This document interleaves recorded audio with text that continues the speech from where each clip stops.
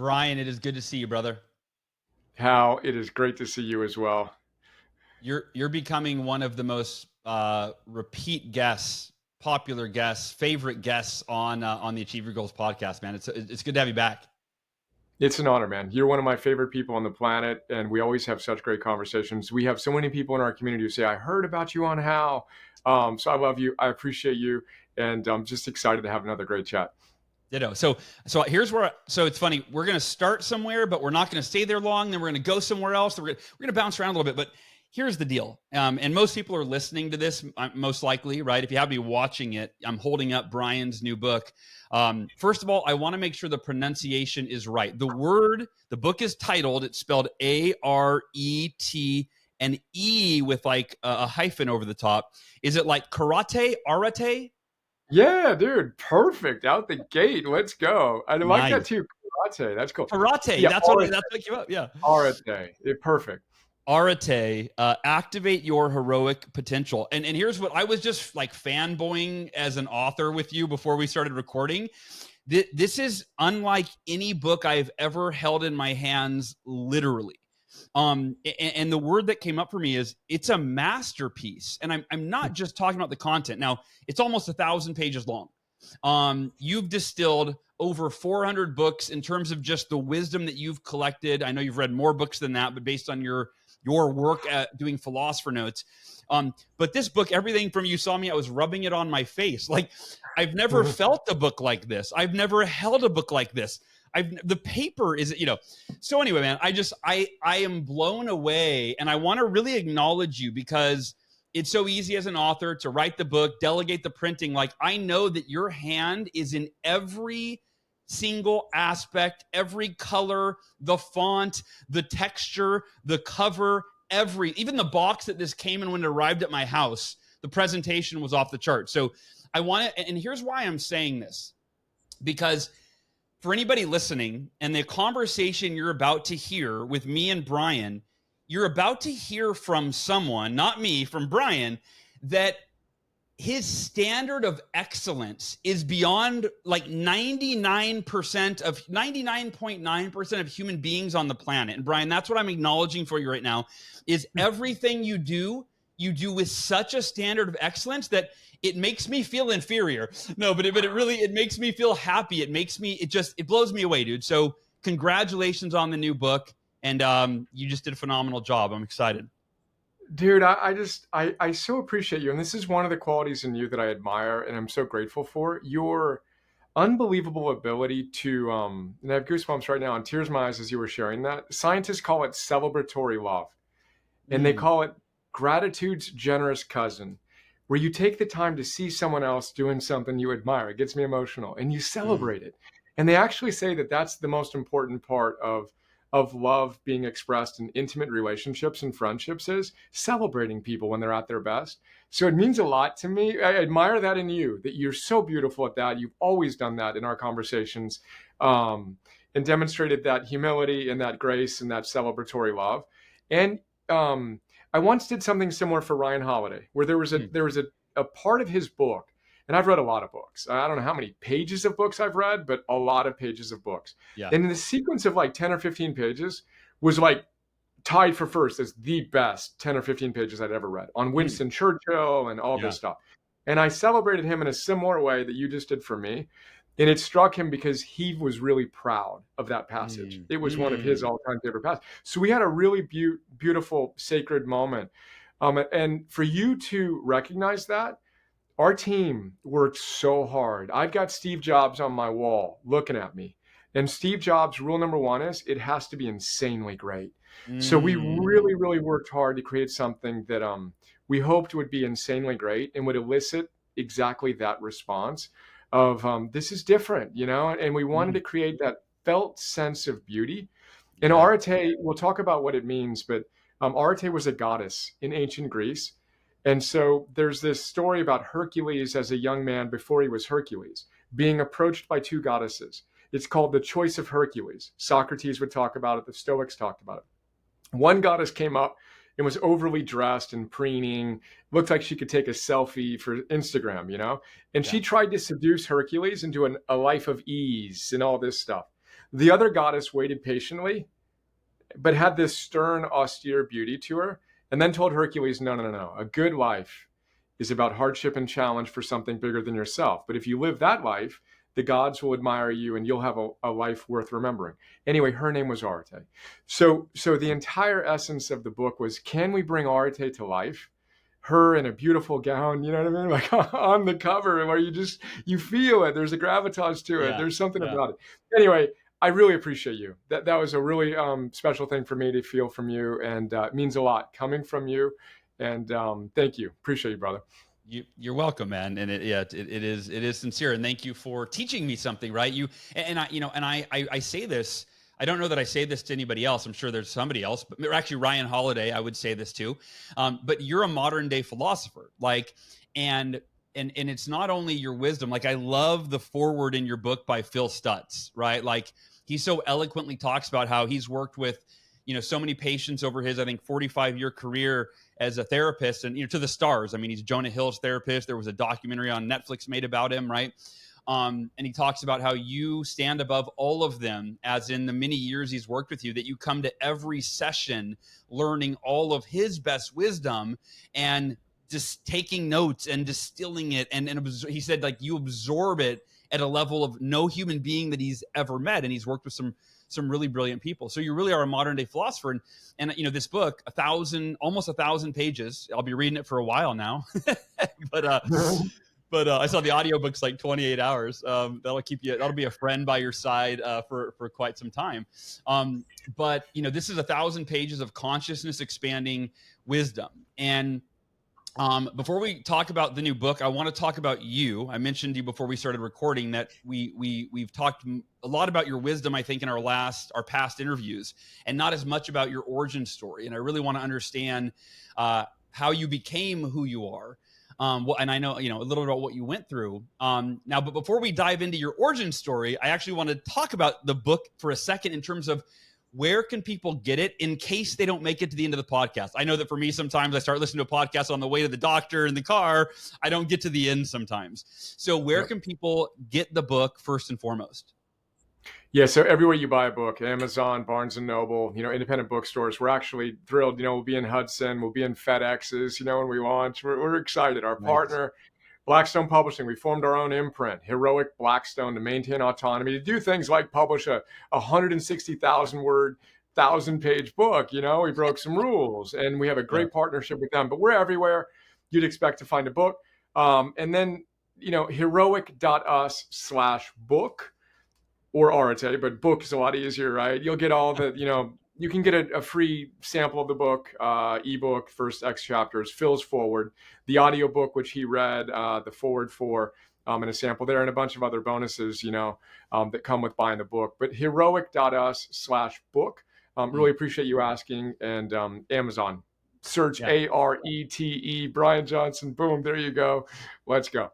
Yes, Arete, Areté, like karate.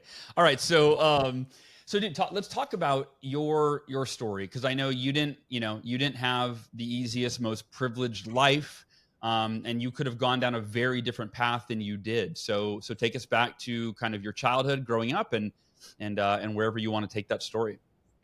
Yeah, again, I really appreciate we're starting here, and we talked before we came on just how important it is that especially people that our position, who are blessed to have these conversations, that we talk about our humanity. It's really easy to have that airbrushed, photoshopped, oh yeah, I'm perfect, I've got it all figured out. You don't, but if you pay me more, then maybe one day you'll have what I have, Sure, yeah. And again, no disrespect, and we're all doing what we're doing, but it's really important for me to share. My joke is, we'll talk origin story, but bring my wife in. She'll tell you all the ways I'm imperfect. Yeah. I'm a modern day philosopher. Talk to my wife, talk to my kids. I'm a human being, who's striving to do my best. But origin story, I'm the youngest of five, blue collar Catholic family. Mom got married at 17. Dad had just gotten out of the Navy. Youngest of five kids. My dad struggled with alcohol and depression that went with that. His father struggled with alcohol, ended his own life. So I can joke now that it appears that I lost both the genetic and the environmental lottery in that condition, but, had a lot of anxiety as a little boy and kid. If you look at my first grade school picture, you'll see that my sweatshirt is completely soaked. It's just wet. It's dripping. I'm constantly sucking on it. I'm scared of everything. High Wow. school, I'm bringing extra t-shirts and shirts because I'm sweating through everything. And, the first 45 minutes of the first class, I still sweat, but no, it's like I'm intense and I'm in. But first generation college student, and graduated from UCLA, studied psychology and business. I really wanted to study what makes, great people great, and leaders and people who make a difference, but nothing was happening in 1996 in that domain. So I got a job at Arthur Andersen, old Arthur Andersen, in their audit and tax and financial planning and consulting business. And I threw up on the way home from work on the 405 freeway in Los Angeles, second day of work or whatever. Traffic, pull over, throw up. That's not for me. I go to law school thinking the law school will be my escape valve. Go to a top 10 law school. I throw up when I move in to my apartment. I've always had a visceral response.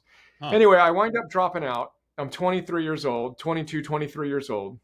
Moved back in with my mom. No idea what I want to do, but I had the same intensity I have right now. I was always passionate about life, but I had no idea, literally, how I would ever fit in, and create a life of meaning. It gives me tears in my eyes right now. And the way I describe it is I'm often described as a fire hydrant of energy and ideas and wisdom. I had that, but it was as if I was spraying this water against a glass, wall, and it was just coming right back on me. And I had none of these skills, the fundamentals we'll talk about, philosophical insights. And the only thing I knew I wanted to do, other than coach a Little League baseball team, was figure out how to end my life.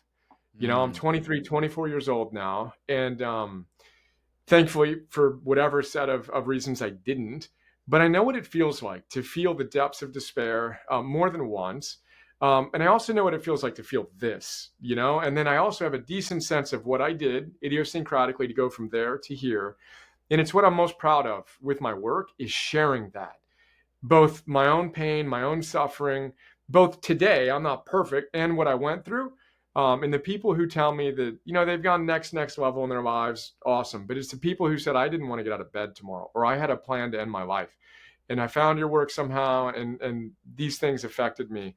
But it's really important for me to start there, and I'm really happy we did, because 80% of us, I gave a talk on Mental Health Day recently, and 80% of us, invisible disabilities is what it's called. If you're in a wheelchair, you're in a wheelchair. But if you have a mental health disability, no one knows.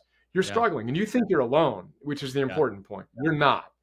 We're all struggling. 80% of us are struggling, and all of us are in different moments, me and you and anyone that we see throughout the day. So it's really important, I think, to embrace our common humanity while knowing we can change. And when you hold those two things together, life becomes a lot more, frankly, exciting, fun, joyful, purpose-driven, and all the other things that you're so committed to, and we're both so committed to helping people create. Yeah. Oh, beautifully said. And thank you for sharing your story. And it is important to know, like you mentioned, that, when you're, they call it an influencer, right? Anyone that basically you're an author, you've got a social media following, right? You have influence over a group of, followers or fans or whatever. And I think that, the typical influencer, to your point, is like, look at me, my life's perfect, pay me money and I'll teach you how to be like me. Right. And I don't know about you, but I don't feel connected to that. Like, I feel when I see somebody be vulnerable, I feel connected to that. When I see somebody reveal how they're struggling and they're doing their best, even though they might have a level of success like that, I feel connected to that. And so, I'm glad that we started there as well. So this book, Areté. Can I extend that theme just for a moment longer? Because I think it's so important. Yes. So I interviewed a guy named Donald Robertson, and you're joining our Heroic Chats with Masters soon, and I can't wait to help you with your book coming back out, Miracle Morning. To state it out loud in this context, one of my all-time favorite books. So starting our day, getting a head start on our day, being our best selves through your model that you've created, your heroic journey, and who you are and what you've overcome, from what I just learned about you as an 8-year-old to your near-death experiences, literally plural, and how you've shown up and alchemized that pain and that trauma into a beautiful, humble, heroic life, is deeply inspiring for me. And it's one of the reasons I feel connected to you. And I feel so grateful for your reflection back to me of what I'm trying to do. So bless you and the demonstration. And I can't wait to do the same thing you're doing for me, shining a light on you. which, of course, I've done in different contexts. But Donald Robertson is one of the leading, he's a therapist and a Stoic scholar and a practitioner. Fascinating guy, one of my favorite human beings. He wrote a number of books, but when we talked, he talked about this, and he shared with me some science I had never heard of. So if you look at your heroes or the influencers you follow on social media or whatever it is, the events you go to, and all you see is their mastery, you'll actually be less psychologically stable, and you'll have a level of like, oh, I can't be them. There'll be a part of you unconsciously that's like, yeah, I'm inspired by them, but you don't feel like you can be that. So you feel disconnected from them, but also from yourself, and you actually suffer a bit. Now, if that same person doesn't tell you all about their mastery exclusively, but they tell you how they coped through their stresses, and they don't pretend like they're done. That's the other thing people will do sometimes. And again, I don't want to be mean-spirited about it, but oftentimes people will be, quote, vulnerable because it's now the thing to be, but they'll pretend like they have arrived at a place where they no longer suffer the way they used to suffer. Epictetus, my favorite teacher, says, when anyone criticizes you, laugh and say, dude, if you knew all my flaws, we'd have a very long conversation. So having the humility to say it's an ongoing process. And oh, by the way, here's how I'm currently coping with the argument I had with my wife last night. I don't have a perfect relationship with my wife. Again, she'll attest to that. I got upset with my kids this morning, and how can I move through that? How can I share how I'm practicing that? But anyway, it's called mastery versus coping. So when a hero, in quotes, shares how they coped with life's challenges, then you feel not only connected to them, but to your best self. And then to make it explicit and practical, I struggled heroically with this book. It was very, very hard for me to make the decision I made to create a book that had never been done. I walked away from a deal with a top 3 publisher after I got in an argument with them years ago on a word count issue. They were arguing about 10,000 words. It was supposed to be an 80,000 copy book. I'm like, I would like a little more. Argument.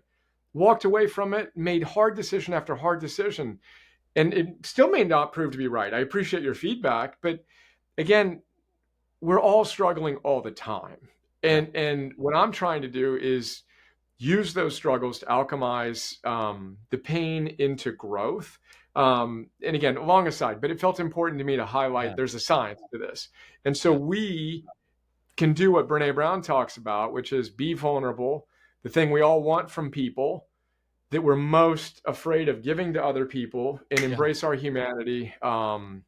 And enjoy the process when we quit needing to pretend like we've got it all figured out, when clearly none of us do, ultimately. Yeah, well, it's one of my favorite quotes. And I actually, on my podcast last week was about how to ask for help when you need it most. Because I was reflecting, I usually say, what do people need help with right now? And or what am I struggling with that I can relate to them? And I was like, well, I struggle to ask for help. And I think that we all need help right now. And I think a lot of people struggle because it's being vulnerable when you ask for help. But Robin Sharma said, when you're vulnerable with people, they fall in love with you. And I never forgot that, and it really gave me courage. Now I've leaned into it so much. It's funny. I've leaned into being vulnerable so much that sometimes I question on my podcast. I'm like, do people think this is like a therapy session? Am I sounding like I'm like complaining and being like whiny and being like, God, Hal, stop talking about all your issues, So I actually now wonder, have I gone too far? Right?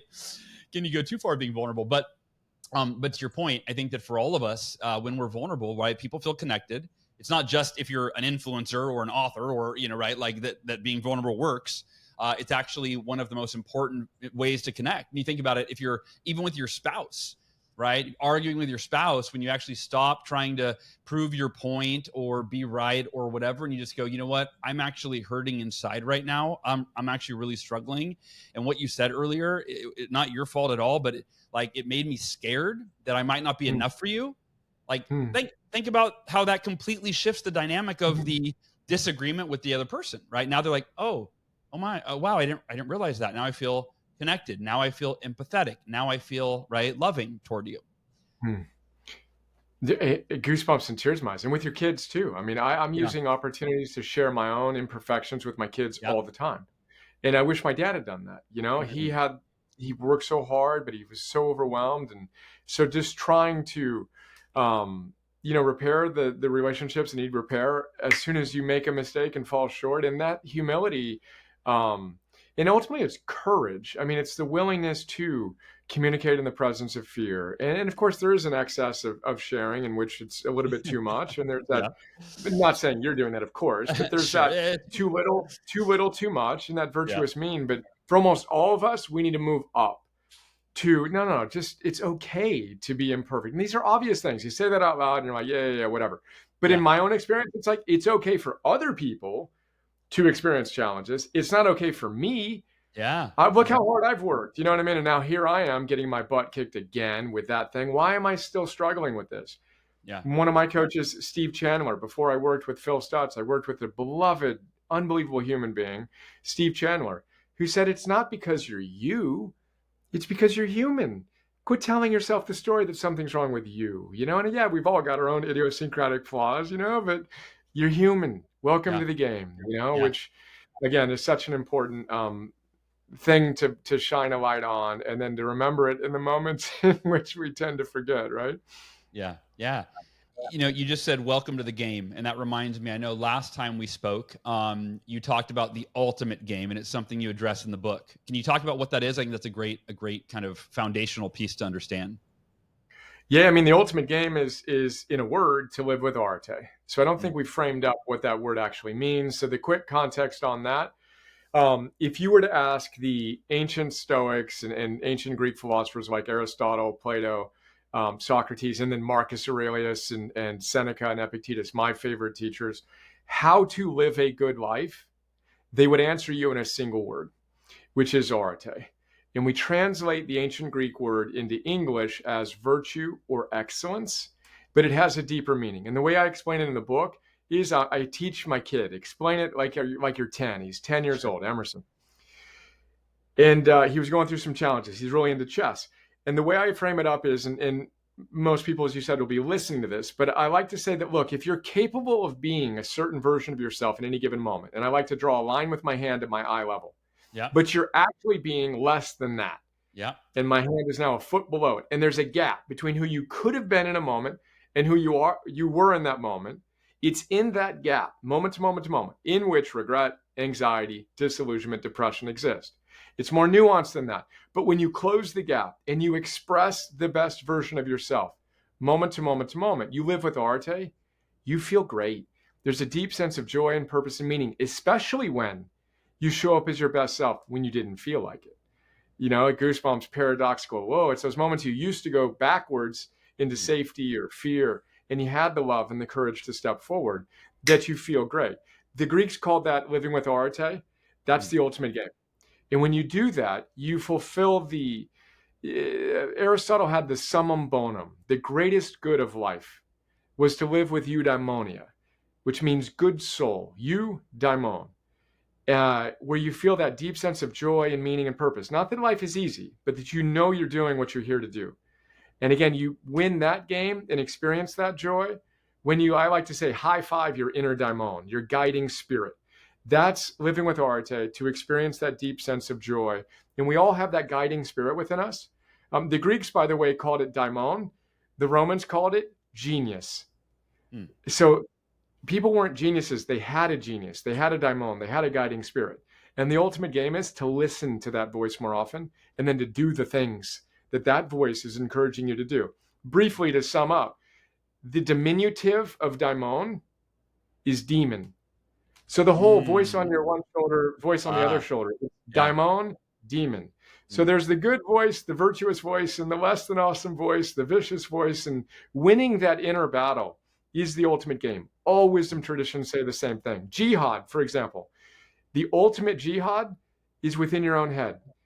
The lesser jihad is against, quote, external oppressors. So that battle is what all the great teachers talked about. The Bhagavad Gita, Hinduism, sacred Bible. It's set on a battlefield, a metaphorical battle for that representation of the challenge within to be our best selves moment to moment to moment. Again, long answer now. That's Areté. That's the ultimate game. And then the book, of course, is, and everything I do, well, all right, that sounds nice. How do I play that game well and experience that deep sense of joy and meaning and purpose? All right. You said so many great things here, and I want to break them down and I want to simplify them. I feel that, so some ways that I translate what you're saying for me, Matthew Kelly. You ever read Matthew Kelly? Oh my God, Matthew's one of my all-time favorite writers. Yes, another Awesome. reason why we love one another. We both love Matthew. Yeah. So Matthew, I was reading Rhythm of Life when I was writing The Miracle Morning, right? So that was, a big part of my consciousness at the time. And he defines the purpose of life is to become the best version of yourself. And so to me, right, that's like a really simplified way of like Areté. What does it mean? Become the best version of yourself. So there's that piece. And what's great about when you identify that as your purpose is it's universal. And in every moment, you talked about daimon. Is it daimon? Yeah. Yep. Daimon versus demon, right? The angel on one shoulder, the devil on the other. And he said that if you can make, your North Star be becoming the best version of yourself, then in every choice that you make, right? Okay, which food should I order? This healthy food that would fuel my body and increase my energy and longevity, or this really juicy, fried, greasy, sugary, right, food that would taste really good. And then the simple question is, which would help me become the best version of myself? And it's training yourself where if that's your purpose, right? Well, then now that's your North Star. It's your guiding light. And then it takes me back to something else that one of the most valuable lessons I learned when I was 20 years old came from my mentor at the time, Brad Britton. And he said, the secret to success in life is do the right thing, not the easy thing. And occasionally they're the same. And the more you do the right thing, it actually eventually becomes the easy thing, but it doesn't ever start that way, right? Never starts that way. But everything you're saying, like, so I'm translating it through my life experiences, lessons that I've learned, and I'm going, ooh, yeah, that's a different way of saying this. And I know that for me, I think for all of us, when you hear something and then you can hear it in a different way and then hear it in a different way, and then you can connect all the dots and go, okay, wow, now that's really resonating, really making sense. So Areté, the way I would translate it, it's becoming the best version of yourself. How do you become the best version of yourself? First, you make that your purpose, right? And then to fulfill that purpose in the moment-to-moment decision-making that we all have every day, should I get out of bed and do my miracle morning, or should I keep sleeping? Should I eat healthy food, or should I eat unhealthy food? Should I exercise, or should I wait till tomorrow, right? Procrastinate. The daimon versus demon, it's the doing what's right, which is anything that helps you become the best version of yourself, versus doing what's easy, which is the opposite, right? Which is anything and that's human nature, is doing what's easy. So that's my next question for you is, how do you get yourself to do this? And let me give a quick context to this question. It's so funny. We are so much alike. When you start doing I put my hand at my eye level, right? That's your full potential. When I speak, I go, this is you at a level 10. I put my hand at the eye level. I go, and if you're settling for less than that, and I put my hand down at the bottom and I show, this is the disconnect. If this is what you want, but this is who you're being, right? And they're not on the same level, right? Or at least one's not aspiring to achieve, to the other. You're going to always feel unfulfilled, depressed, sad. So it's always fun when you hear somebody that you've had a completely different education than I have, right? But we arrive at the same conclusions. So my question is this: when people ask me, they go, Hal, why do I have to be a level 10? Like, that feels like a lot of pressure. It feels exhausting. Why can't I just be pretty good? Right? And it's a question that sometimes I struggle to ask, and I go, you're right. It's really, the number 10 is really, it's what's the word I'm looking for? It's I can't think of the word, but it doesn't matter. It's really not about a 10. It's about becoming a better version of yourself every day. It's about doing the right thing every day that moves you in the direction of who you aspire to become. And you'll never get to a level 10, because when you're 95 years old, you could always get better. On your deathbed, you could still learn something new, try something new, right? So again, the question that I've been taking 3 minutes to ask you is, for people listening, I guess there's two parts to the question. One is, why? Like, I don't, do I need to fulfill my potential? Do I, Areté feels overwhelming. I'm just trying to make it through the day, Brian. Like, Come on, man. So number one is why, and number two is how. Yep.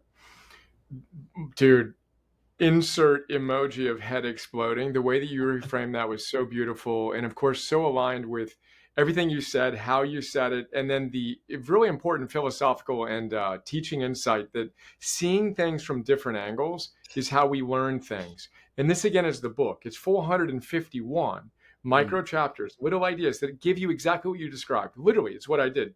2 pages, 3 pages, boom, boom, boom, boom, boom. Let me just kind of throw all the different angles at it, but the way you framed it up is so good. We're gonna snip this out and share it, and there you go. You want to know what our dad is? Listen to how. I mean, there's so many things we can riff on there: the hedonic versus the eudaimonic, the good mood versus the good life.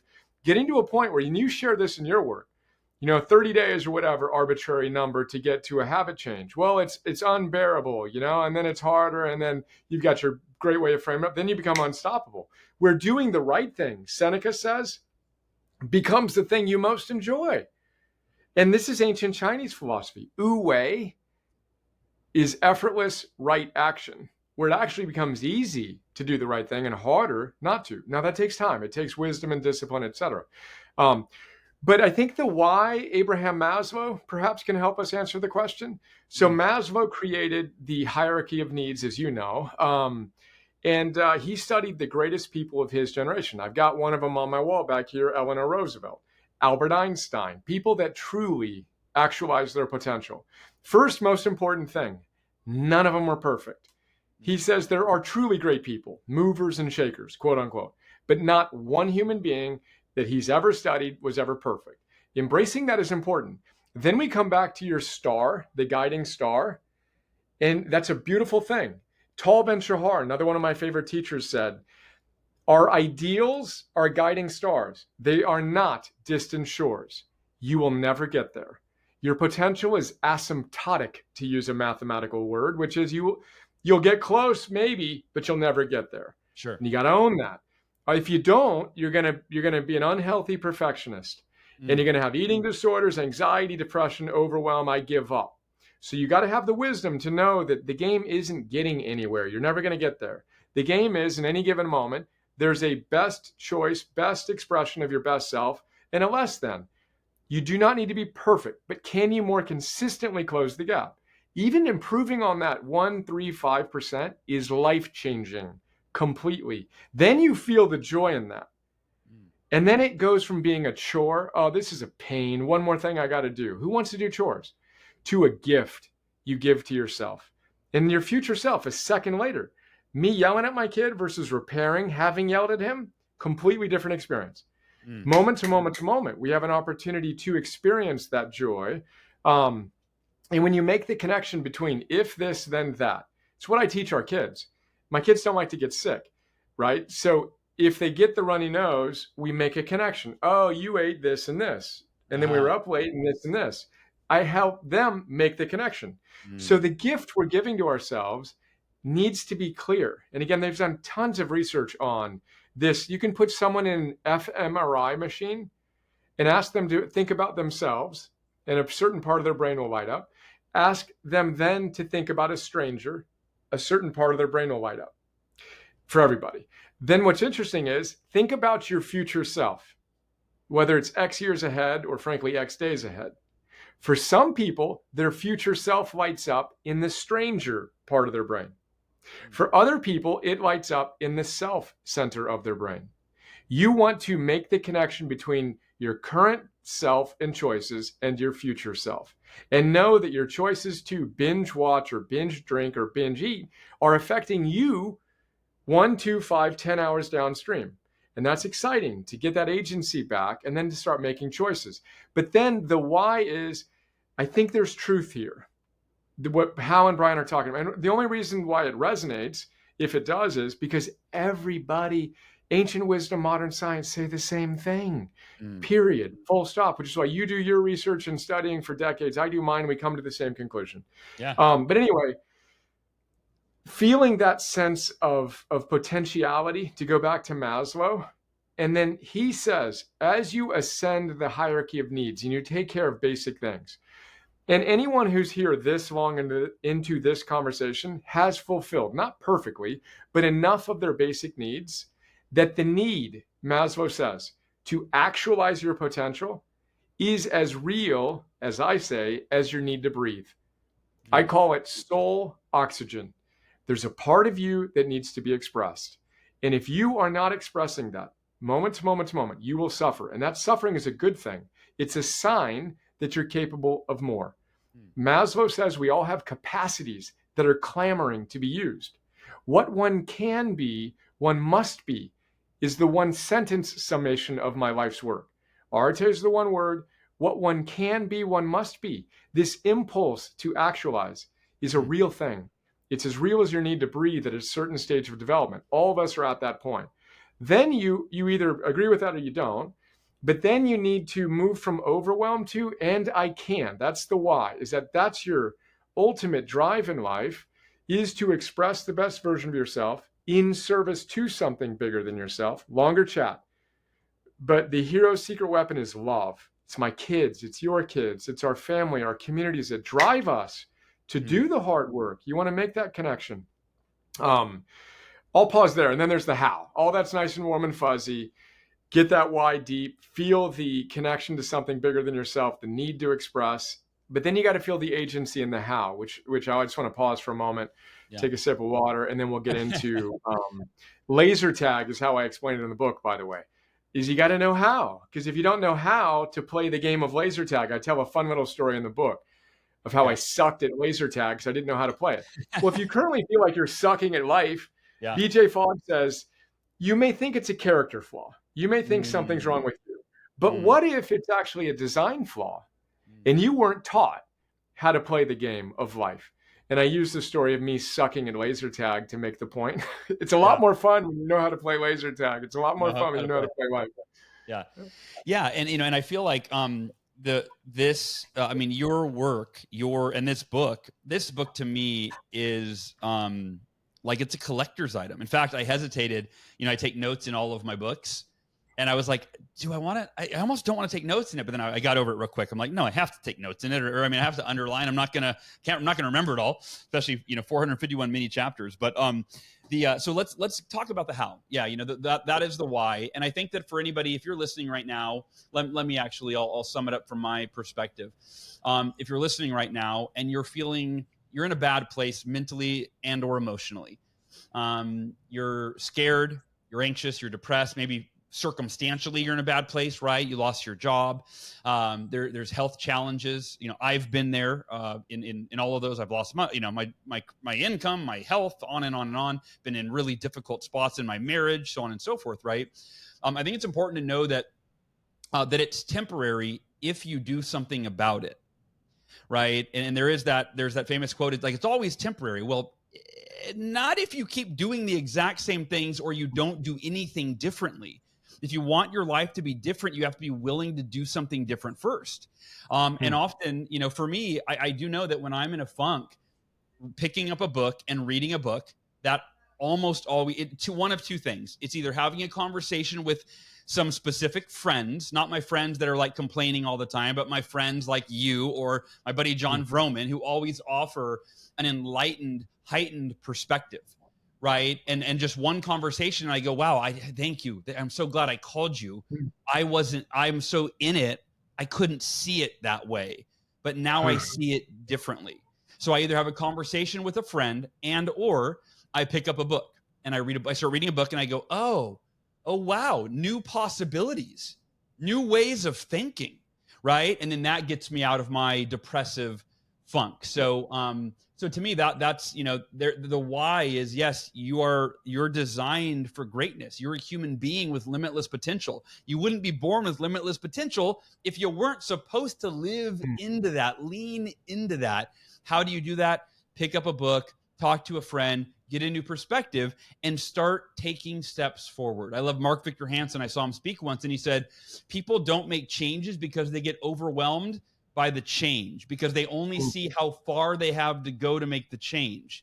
He said, just lean into it. Just lean a tiny bit into the change. Just do one little baby step forward each day, And all of a sudden the steps get easier and easier and more exciting and more expansive, and so on and so forth. Let's talk about the how, unless there's anything that you want to say to, talk That's about. so good. We're both in Austin, and it was so humid that I cranked up the AC. So I'm going to put on a jacket. Very important. It's supposed to be freezing, by the way, in the next few days. Is that right? Geez, Oh, yeah, I love it's it. literally down to almost freezing. Like right now, it's like 85 or 90 and humid, and I think in a day or two we're gonna hit freeze. Texas is the craziest weather.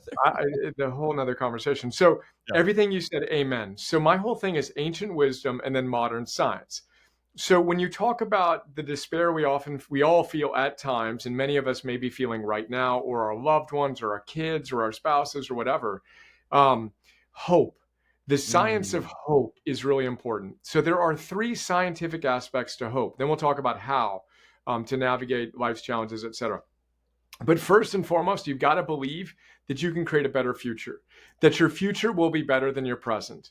If you do not believe that your future can be better than your present, then you will literally be hopeless. Hopelessness, learned helplessness is the fast track to depression. So first step is, all right, I faced a lot of challenges. I've made a lot of mistakes. I've failed myself and whatever other stories you're having. It is what it is. But you know what? I do think that I can create a better future. And more specifically, this is something like it may look like, in my energy, my work, and my love, etc. A vision and inspiring goal is the first step. The second is agency, which is science speak for your confidence in your ability to be able to create that future reality. It's important that you don't get manicky about it and map out some vision board thing you don't actually believe in. Yeah. You got to rub it up against reality. You got to believe that, you can do this or that, right? Agency comes with the future vision, and then a plan. You need a plan. Those 3 aspects are the something I come back to in the book all the time. But hope is important, and hopefully we'll give you some hope that you can concretely change your life. So here's the metaphor I use to make the point in the book. I kick it off with my son and I doing this thing. He goes to a chess tournament he didn't want to go to. My son loves chess. He wants to be a grandmaster. There was a tournament he didn't want to go to. And literally, I use that as the starting point to the book. I'm like, all right, buddy, we've all got a voice in our head. What's your voice telling you right now? My coach, Phil Stutz, calls it Part X. What's Part X telling you? Is he helping you get what you want, be the best version of yourself or not? Anyway, he winds up going to the tournament. We celebrate, and he lost 2 games and won 2 games, won or learn, And then afterwards, we celebrate by going to play laser tag, right? And so we go to laser tag. I haven't played laser tag in 40 years. We walk in, and we were just missing that session. And it was like 30 minutes until the next one. It was going to be too late, to stay. So the dude says, look, you missed the briefing, but I can get you in if you want to go in. I'm like, in my head, he played the prior week. I'm like, it's laser tag. It can't be that hard. You know what I mean? I'm like, all right, dude, perfect. Sign us up. We cruise in, last 30 seconds of how to play this game of laser tag, put on my laser tag little outfit or whatever, and I go in to play. Now, my wife had played with him the week before, and she was so bad. She had a negative 99 score at the end. The guy at the end said, I've never seen anyone play that bad, and we all laughed about it, right? So sure. I'm out 10 minutes into laser tag. I'm at minus 100. I am so bad. It is like pathetic. And literally, I'm sweating. My story in my head is, dude, you suck. This is embarrassing. Just stop playing. Like, this is just bad, right? Okay. Anyway, long story slightly shorter. I look at my little dashboard, minus 99, but then I look a little bit up and I have 1,000 units of laser tag ammo. And I'm like, I'm pretty sure I started at 1,000 units of laser tag ammo. And my finger is sore from pulling the trigger so many times. I'm like, there's no way I haven't shot. Yeah. And then I realized, oh my gosh, not one of my shots has been released. Then I fiddle around and I find this little button I had to press on the top of the laser while pulling the trigger. And then boom, I did it. And I heard this laser sound and it was like this amazing sound. Anyway, I spend the next 10 minutes, channeling my inner Navy SEAL and I'm having fun and it's all great. Now, the reason for that story is I didn't know how to play laser tag. I missed the briefing and it sucked. I wanted to give up, literally. I hated it. The moment I actually knew how to play the game, it became really fun. So the metaphor for life is extending BJ Fogg's wisdom. Nothing's wrong with you. You just haven't been taught how to play the game well. And when you learn how to play it even marginally better, a few simple things like holding the button down that allows you to actually, play the game, everything becomes more fun. So the whole book is that, how to play the game of life well. Yeah. And we can talk about how we approach it with Areté and with Heroic. But anyway, I found that story personally helpful for Yeah. my kids, and hopefully frame it up of, all right, cool. There are ways to play it. Of course, this is all you do. And we all know these ideas. And so my big thing is we just got to get you to move from theory to practice more often to mastery. And we can talk about some of the most salient things that I've picked up. But that's now a long kind of context setting of how to do it. But you got to know you can. You got Yeah. to believe. You got to have the agency that you can, in fact, become better at behavioral change. Otherwise, you won't try. It's You su- know, you don't it's have such the why, you don't have the sense. I love that story. I mean, it's such a simple story, but it's such a good point. And I love the analogy that, yeah, that if, there's nothing wrong with you, there's nothing wrong with you, right? Nothing more wrong with you than is wrong with me or is wrong with Brian, who fought with his wife recently and yelled at his kids, right? Like, I mean, we're all human beings. But when you know how to play the game of life, and you've got a strategy, you've got a technique. I know, like for me, you mentioned hopelessness, and when in 2008, my income had been declining for 6 months. My house was foreclosed on. My body fat was increasing. I was, looking in the mirror and going, oh my God, who am I? Not liking the person looking back. And nothing I was trying was working to get myself out of the rut. And then I created this little morning routine. And within a couple of months, I had doubled my income. Everything was different. And here's the big thing. The big difference, what I want to say is, I was hopeless, and therefore I was depressed. I thought nothing I've tried is working. My life is continuously getting worse and worse and worse and worse, and I don't see a light at the end of the tunnel. I don't see a way to make it better. I literally got online. I Googled, what do the world's most successful people do every day for their personal development?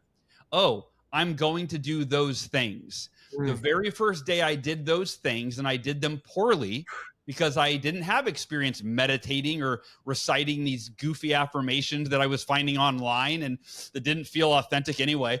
But even after a mediocre miracle morning, my first one, the hopelessness was gone, because I went, oh, if I start every day like this and learn something new every day, and this might have and generate clarity and energy and enthusiasm and learn strategies I can implement, it's only a matter of time before I become the person that I need to be to turn my life around and create the success that I want.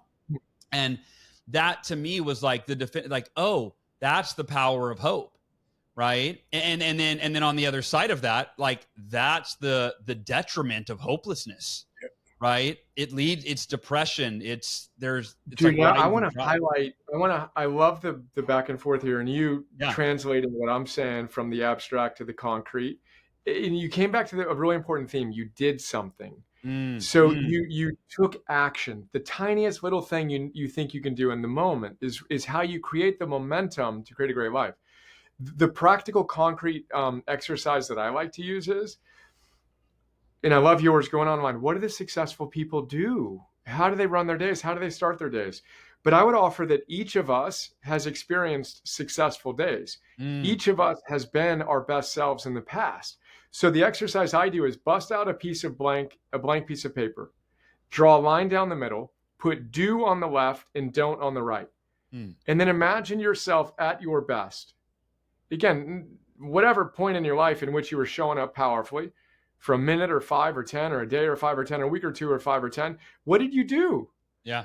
We all had experienced that. We've all done certain things. And then what did you not do? And then circle the one thing that you could start doing, that if you started doing it would most positively change your life, and circle the thing you need to stop doing, which frankly is always the fastest way to change your life. We call them kryptonites.